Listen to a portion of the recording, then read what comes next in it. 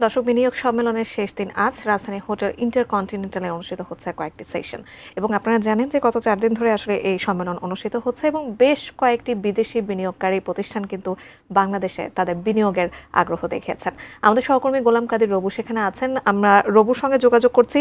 রবু, আমরা জানি যে আজ শেষ দিন সেখানে এবং বেশ কয়েকটি সেশন সেখানে সকাল থেকে চলছে। আমাদের দর্শকদেরকে যেমনটা বলছিলাম যে সেখানে বেশ কয়েকটি বিদেশি বিনিয়োগ প্রতিষ্ঠান ইতোমধ্যেই বাংলাদেশে বিনিয়োগের আগ্রহ প্রকাশ করেছেন, যেটা খুব খুশির খবর আমাদের জন্য।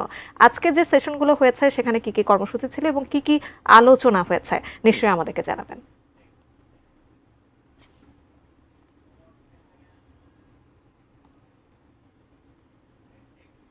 আপনাকে ধন্যবাদ। হ্যাঁ, আপনি ঠিকই বলেছেন যে 4 দিনের যে বাংলাদেশ বিনিয়োগ সম্মেলন বাংলাদেশে শুরু হয়েছে তার শেষ দিন আজ, এবং এই শেষ দিনে বেশ কয়েকটি সেশন হয়েছে এবং যার মধ্যে ছিল ডিজিটাল অর্থনীতি, তারপর হচ্ছে অ্যাপারেল সেক্টর এবং এগ্রিকালচার এবং সেই সঙ্গে হেলথ সেক্টর নিয়েও বেশ কয়েকটি সেমিনার এখানে অনুষ্ঠিত হয়েছে। এবং এই সেশন কিংবা সেমিনারে বিদেশি বিনিয়োগকারীরা ছিলেন এবং সেই সঙ্গে যারা বাংলাদেশের এই বিনিয়োগ সম্মেলনের যারা আয়োজক অর্থাৎ বিডা বেজার কর্মকর্তারাও ছিলেন।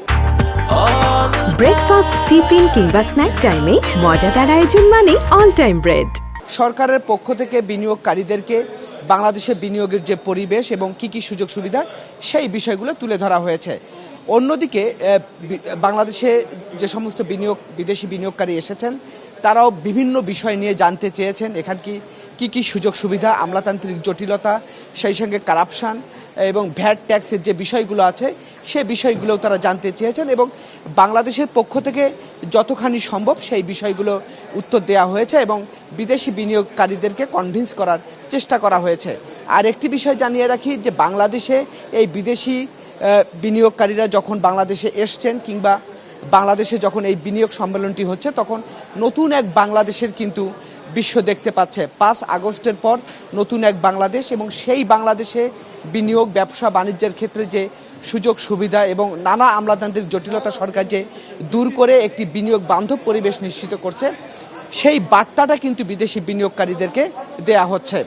আরেকটি বিষয় হচ্ছে কিছুক্ষণ পরে সংবাদ সম্মেলন হবে, সেই সংবাদ সম্মেলনে আমরা আসলে জানতে পারবো যে এই বিনিয়োগ সম্মেলন থেকে কতখানি বিনিয়োগ বাংলাদেশে নতুন বিনিয়োগ পাওয়ার যে আশ্বাস বিদেশি বিনিয়োগকারীদের পক্ষ থেকে মিলেছে কিংবা কোন কোন প্রতিষ্ঠান বাংলাদেশে আরও ব্যবসা বাণিজ্য সম্প্রসারণ করতে চায় সেসব বিষয় নিয়ে। তবে এখন পর্যন্ত আমরা যেটি জানতে পেরেছি যে বিদেশি বেশ কয়েকটি বড় বড় কোম্পানি বাংলাদেশে বিদ্যমান তাদের যে ব্যবসা রয়েছে সেটি সম্প্রসারণের ঘোষণা দিয়েছেন। উদাহরণস্বরূপ আমি বলতে পারি সিমেন্ট খাতের যে লাফার্জ হোলসিম সিমেন্ট রয়েছে তারা এই ব্যবসা সম্প্রসারণ করতে চান। চীনের যে নাম করা পোশাক ব্র্যান্ড হান্ডা লিমিটেড তারা বাংলাদেশে ব্যবসা সম্প্রসারণ করতে চান এবং সেই সঙ্গে স্পেনের একটি নাম করা বৈশ্বিক পোশাক ব্র্যান্ড রয়েছে ইন্ডিটেক্স, তারাও বাংলাদেশে ব্যবসা সম্প্রসারণ করতে চান। সেই সঙ্গে চীনের পক্ষ থেকে ঘোষণা দেওয়া হয়েছে আগামী মাসে প্রায় 200 জন বিদেশি বিনিয়োগকারীকে নিয়ে চীন তাদের দেশের বিনিয়োগকারী নিয়ে বাংলাদেশে আসবেন। তখনও এই বাংলাদেশে যে বিনিয়োগ যে সম্ভাবনা সেটি আসলে দেখা হবে। আর একটি বিষয় জানিয়ে রাখি, এই সম্মেলনের শুরুতেই বিদেশি বিনিয়োগকারীদের বিভিন্ন অর্থনৈতিক অঞ্চল ঘুরে দেখা হয়েছে।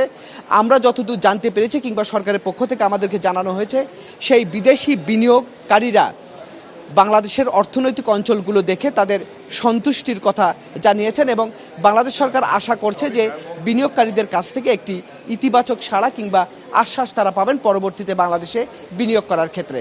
জাকিয়া।